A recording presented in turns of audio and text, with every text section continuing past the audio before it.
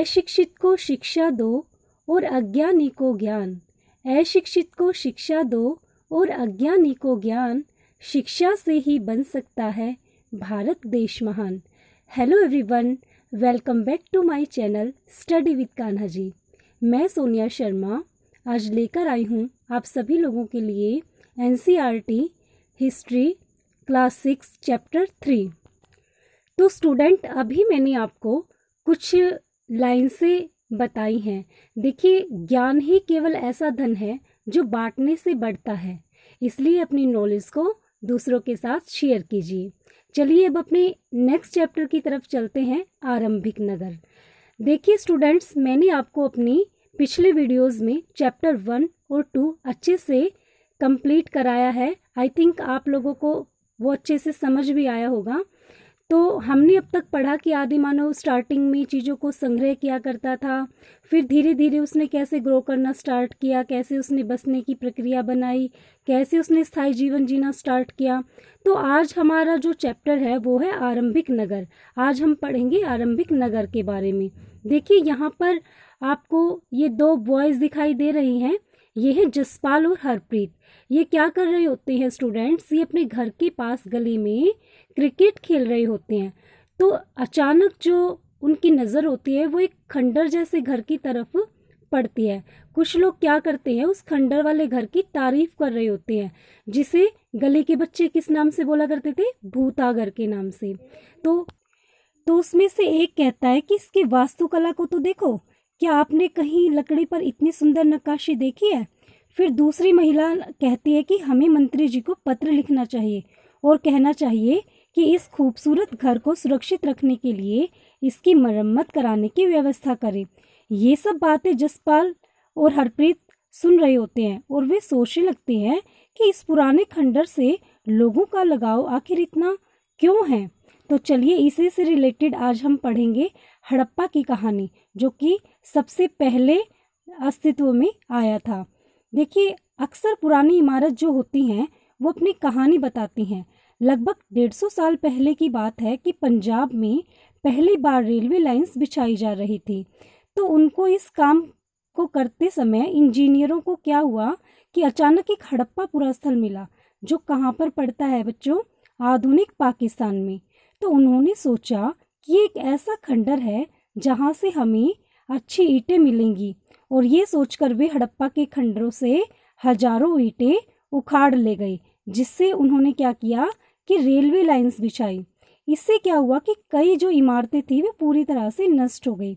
देखिए बच्चों, हड़प्पा की जो खोज थी वो दयाराम साहनी जी ने की थी। कब की थी? 1921 में। वो जब आप लोग बड़े हो जाओगे, जब 10th लेवल में आप आ जाओगे, तो आपको तब पता लगेगा कि जो हड़प्पा नगर है वो कब, उसकी खोज कब की गई थी? 1921 में। तो उसके बाद क्या हुआ कि 80 साल पहले जो पुरातत्वविद थे उन्होंने इस स्थल को ढूंढा और पता लगाया कि ये सबसे पुराने शहरों में से एक है।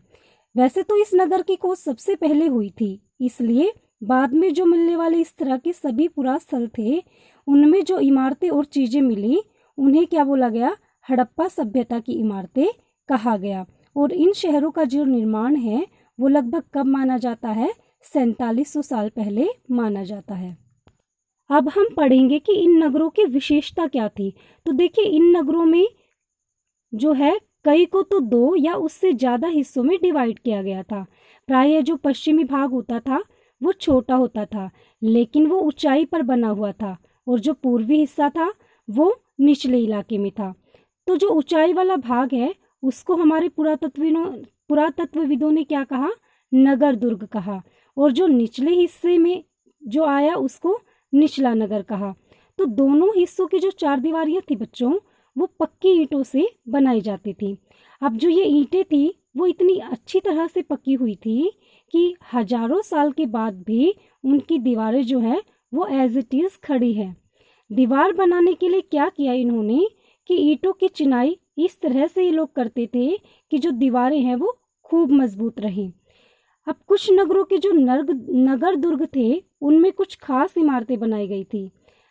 मिसाल के तौर पर जो मोहनजोदड़ो है उसमें एक खास तरह का तालाब बनाया गया था, जिसको पुरातत्वविदों ने क्या कहा, महान स्नानागार।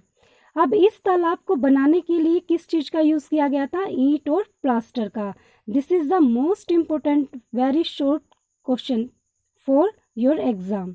बच्चों ये बहुत ही महत्वपूर्ण प्रश्न है, ये हर बार एग्जाम में आता ही आता है। तो इसमें क्या हुआ कि पानी का रिसाव रोकने के लिए प्लास्टर के ऊपर चारकोल की परत चढ़ाई गई थी। इस सरोवर में जो है 2 तरफ से उतरने के लिए सीढ़ियां बनाई गई थी और चारों तरफ इसमें क्या बनाए गए, कमरे बनाए गए। अब इसमें भरने के लिए पानी जो है वो कुएं से निकाला जाता था और जब उपयोग कर लेते थे तो उसके बाद इसे खाली भी कर दिया जाता था। शायद यहाँ किसी विशिष्ट नागरिक जो थे वो विशेष अवसरों पर स्नान किया करते होंगे, ऐसा माना जाता है। अब देखिए कालीबंगा और लोथल जैसे नगर जो थे उनमें अग्निकुंड मिले हैं।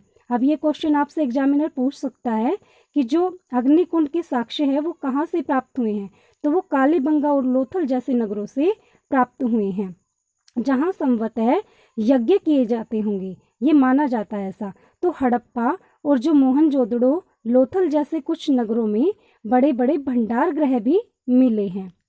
आगे बात करते हैं स्टूडेंट्स हम कि वहाँ पर भवन, नाले और सड़कें कैसी थी। तो बच्चों इस नगरों के घर जो थे वो आमतौर पर 1 या 2 मंजिलों के होते थे। अब घर के जो आंगन होते थे उनके चारों ओर कमरे बनाए जाते थे। अधिकांश घरों में क्या होता था कि एक अलग स्नान घर होता था और कुछ घरों में कुएं भी होते थे। कई नगरों में ढके हुए नाले थे, इन्हें बड़ी सावधानी से सीधी लाइन में बनाया जाता था। अब हर नाले में हल्की ढलान होती थी। क्यों होती थी वो हल्की ढलान, ताकि पानी जो था वो आसानी से बह सके। अक्सर घरों की नालियों को सड़कों की नालियों से जोड़ दिया जाता था। क्यों जोड़ा जाता था, क्योंकि जो सड़कों की नालियां थी वो बाद में बड़े नालों में मिल जाया करती थी। नालों के ढके होने के कारण इनमें जगह जगह पर मेन होल्स भी बनाए गए थे, जिनके जरिए क्या किया गया कि जो इनकी देखभाल है और सफाई की जा सके। घर, नाले और सड़कों का निर्माण बहुत योजनाबद्ध तरीके से एक साथ ही किया जाता था। तो स्टूडेंट्स आज मैं आप लोगों को बस यहीं तक कराऊंगी। मैं आपको आगे के जो टॉपिक्स हैं वो अपनी नेक्स्ट वीडियो में कंप्लीट कराऊंगी। तो प्लीज़ मेरे चैनल को जिसने सब्सक्राइब नहीं किया है वो सब्सक्राइब कर ले, ताकि आपको अच्छे से सारी वीडियो समझ आ सकें, टॉपिक वाइज आप लोग पढ़ सकें। क्योंकि जब आप टॉपिक वाइज पढ़ते हो तो आपको एक के बाद एक दूसरा टॉपिक अच्छे से समझ आता है, और कहीं कहीं से बीच बीच में से अगर आप किसी टॉपिक को उठाकर पढ़ने लगे तो आपको कम समझ आएगा। इसलिए सारे वीडियोस जो है आप सभी पार्ट देखने के लिए मेरे चैनल को सब्सक्राइब करें, वीडियो को लाइक करें और शेयर करें। Thank you, have a nice day.